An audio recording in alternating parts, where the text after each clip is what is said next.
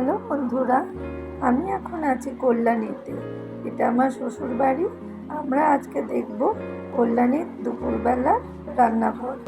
এখন বাজে সকাল 10টা। সকালে একবার জলখাবার হয়ে যাওয়ার পরে এখন দুপুরবেলার রান্না শুরু হবে। চলুন দেখি রান্নাঘরের ভেতরে কি করছে সবাই। আমাদের মাসি সকাল থেকেই রান্নাঘরে। আমাদের মাসির নাম সুশীলা মাসি। সে এখন গরম মশলা বাটতে ব্যস্ত, তারপরে বেটে নেবে আদা। এখনো আমাদের বাড়িতে মশলা শিলে পাতা হয়, সব মশলা নয়, কিছু কিছু মশলা। আমাদের বাড়িতে রান্না করা হয় যে সবজি, তার অনেক কিছুই কিন্তু বাড়ির গাছের, বলতে পারেন কিচেন গার্ডেনের। এই সমস্ত বাড়ির গাছ মেনটেন করে আমাদের সুশীলা মাসি। সে নিজে হাতে সবজি লাগায়, সার দেয়, জল দেয় এবং সার তৈরিও করে। সে বাড়িতে যে সবজি কাটা হয় তার সমস্ত যে খোসা, সে সব কিছু জড়ো করে মাটি চাপা দিয়ে সেই দিয়ে সার তৈরি করে। মাসি খুব গুণী একজন মহিলা। পড়াশোনা না জানলেও কিভাবে রিসাইকেল করতে হয় জিনিসকে, তা মাসির কাছে আমরা ভীষণভাবে শিখতে পারি। তেলের প্যাকেট, দুধের প্যাকেট, ময়দার প্যাকেট, সমস্ত কিছুতে সমস্ত প্যাকেটগুলো সে ইউজ করে। তাতে গাছ লাগানো হয়, তাতেই সে তৈরি করে সার এবং সেই সারের মধ্যেই সে বীজ পুঁতে তারপরে ওখান থেকে গাছ বেরোয়। ভীষণ সুন্দর গাছ হয়। হয়তো প্যাকেটগুলো দেখতে খুব ভালো লাগে না, কিন্তু রিসাইকেল করার একটা দারুণ উপায়। তেলের শিশি কেটে, প্লাস্টিকের যে বটলগুলো থাকে ওগুলো কেটে তাতে গাছ লাগানো, জলের বড় বড় যে বটলগুলো থাকে, ইউজ অ্যান্ড থ্রো বটল, যা আমরা ফেলে দিই, মাসি কিন্তু ফেলে দেয় না, সেগুলোকে কেটে সেগুলোর মধ্যে মাসি গাছ লাগায়। এটা ভীষণ সুন্দর ব্যাপার, আমার কাছে এটা ভীষণই শিক্ষণীয়। আমি আপনাদের মাসির করা গাছ পরে দেখাবো, কিন্তু আগে দেখাবো আজকে কি রান্না হচ্ছে। আজকে আমি রান্না করব না, আজকে রান্নাটা করবে আমার শাশুড়ি মা। খুবই ঘরোয়া পদ্ধতিতে এঁচোড়ের ডালনা রান্না করে দেখাবে। এরপরে রান্না হবে ডাঁটা শাক। এই দুটি রান্নার বিশেষত্ব হলো দুটি রান্নাই বাড়ির গাছের জিনিস দিয়ে বানানো হবে। কড়াইয়ে বেশ খানিকটা তেল দেওয়া হয়েছে, গ্যাস অন করে দিলেন, তেলটা গরম হবে।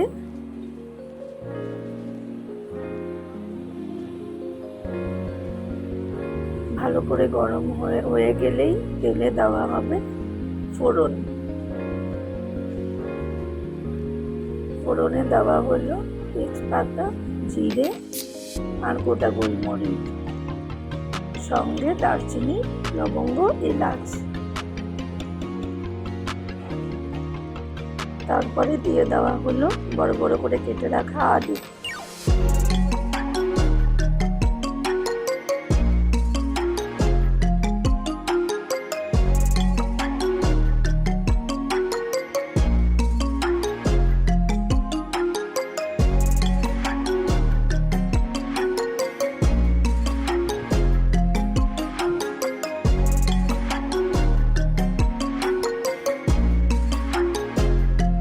আলুগুলো নুন দিয়ে ভালো করে ভেজে নিতে হবে।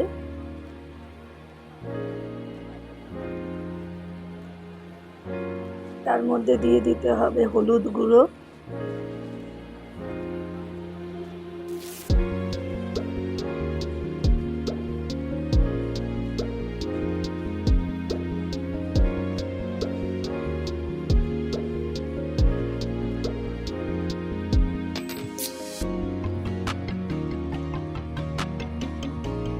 তারপরে ভালো করে নাড়তে থাকবেন আর ভাজতে থাকবেন।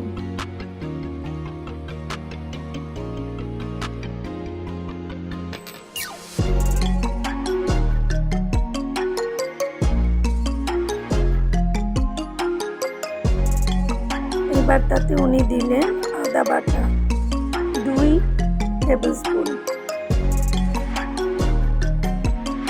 তারপরে ভালো করে কষাবেন।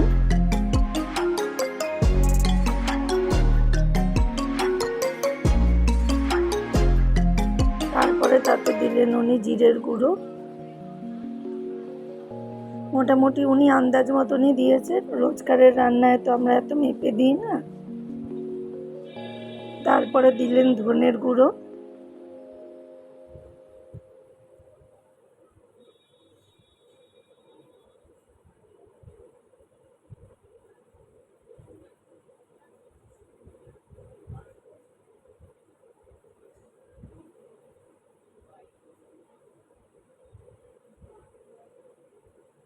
তারপরে যে এঁচড়গুলো কেটে রেখেছিল মাসি সেইগুলো তেলের মধ্যে দিয়ে দিল এবং দিয়ে দেওয়ার পরে ওগুলো ভালো করে কষাতে থাকলো।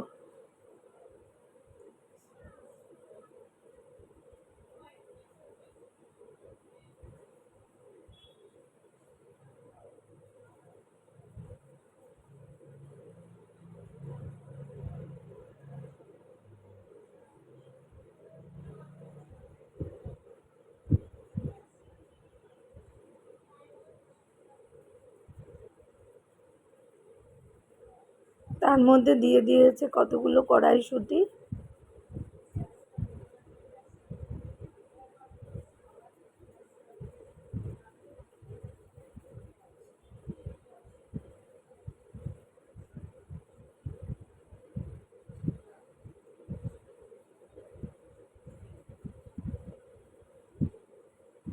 তারপরে দুটো টমেটো পেস্ট করে নেওয়া এবং সমস্ত কিছু দিয়ে ভালো করে কষাতে লাগলো।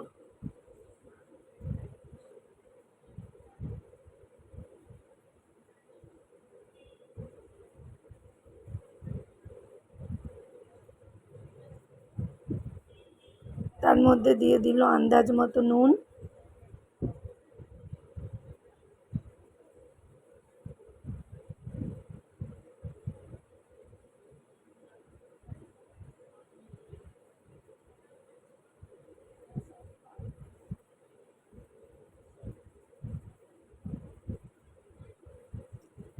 এবং যে গরম মশলা গুঁড়োটা যেটা মাসি বানাচ্ছিল সেই গরম মশলা গুঁড়ো।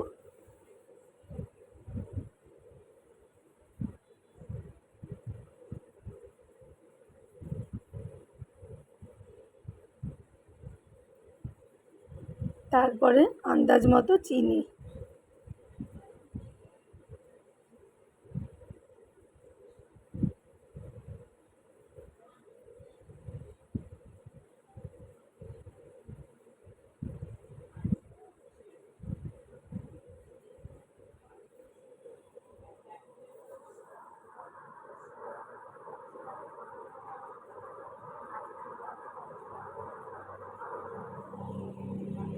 তারপরে খুব ভালো করে কষানো হয়ে গেলে যখন এটার থেকে একটু একটু করে তেল ছাড়তে থাকবে তখন এই পুরো জিনিসটাকে দিয়ে দেওয়া হলো একটি প্রেসার কুকারে।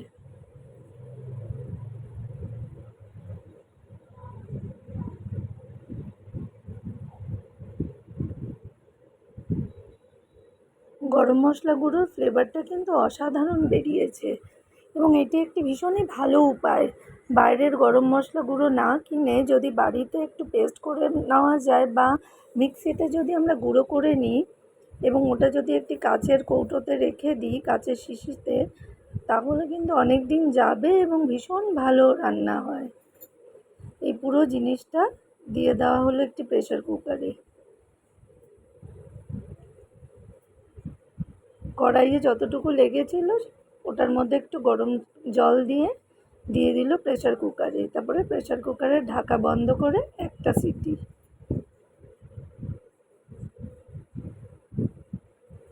ব্যাস হয়ে গেল এঁচোড়ের ডালনা। অন্যদিকে সুশীলা মাসি তো বাড়ির শাক নিয়ে বসে পড়েছে। শাক তুলে দেখাচ্ছে, দু রকমের ডাঁটা শাক, একটা একটু লাল রঙের আর একটা একদম সবুজ রঙের, ভীষণ ফ্রেশ, অসাধারণ লাগে। এর বাড়ির শাক, বাড়ির কিছু গাছ থেকে পেড়ে সেটাকে রান্না করতে, এই সুযোগ তো আমরা এখানে পাই না। এবার মাসি শাকগুলো কেটে ফেলবে এবং শাক বানানো হবে।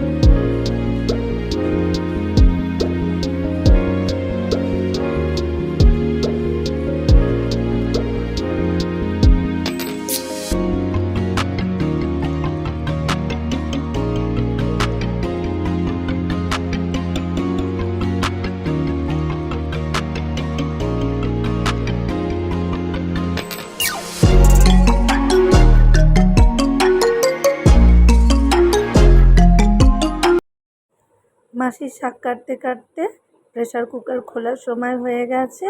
এবারে প্রেসার কুকারটা খোলা হবে। ব্যাস হয়ে গেছে আমাদের এঁচোড়ের ডালনা। এবার উপর থেকে ঘি ছড়িয়ে দেওয়া হয়েছে আর অল্প করে গরম মশলা গুঁড়ো। অত্যন্ত ভালো হয়েছিল এই এঁচোড়ের ডালনা। আমি নিজে খেয়ে বলছি আপনাদের, গোটা ওই যে গরম মশলার গুঁড়োটার যা গন্ধ ছিল না, অপূর্ব। আমি তো সবাইকে এটাই সাজেস্ট করব এবং নিজেও এটাই করব যে মিক্সিতে গরম মশলার গুঁড়োটা আমি বাড়িতেই বানিয়ে নেব। এইদিকে শাক ধোয়া হয়ে গেছে। এখন কড়াইয়ে অল্প করে তেল দিতে হবে, বেশি নয়, সামান্য তেল। তার মধ্যে তেল গরম হয়ে গেলে ফোড়নে দেওয়া হবে একটি শুকনো লঙ্কা, মেথি আর কালো জিরে। আজকে আমাদের সব রান্নাই হবে নিরামিষ, কারণ নিরামিষ খাওয়া হয় শনিবার। গরম তেলে ফোড়ন দেওয়া হলো শুকনো লঙ্কা, মেথি আর কালো জিরে, তারপরে একটি কাঁচা লঙ্কা। ফোড়ন গরম হয়ে গেলে তার মধ্যে দিয়ে দেওয়া হবে ভালো করে ধোয়া শাক।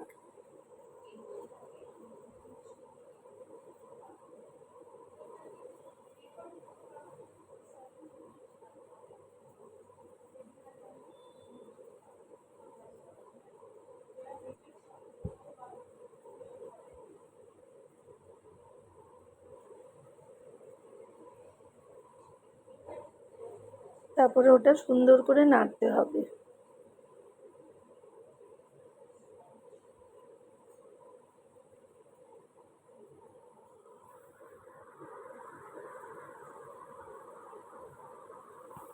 একটুখানি নুন দিয়ে দেওয়া হবে, একটু হলুদ গুঁড়ো,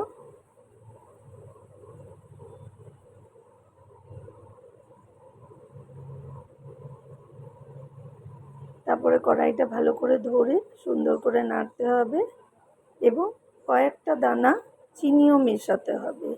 তারপরে একটু ঢাকা দিয়ে রাখা হয়েছে যাতে ভালো করে সেদ্ধ হয়ে যায়। বাড়ির শাক খুব নরম হয়, খুব তাড়াতাড়ি হয়।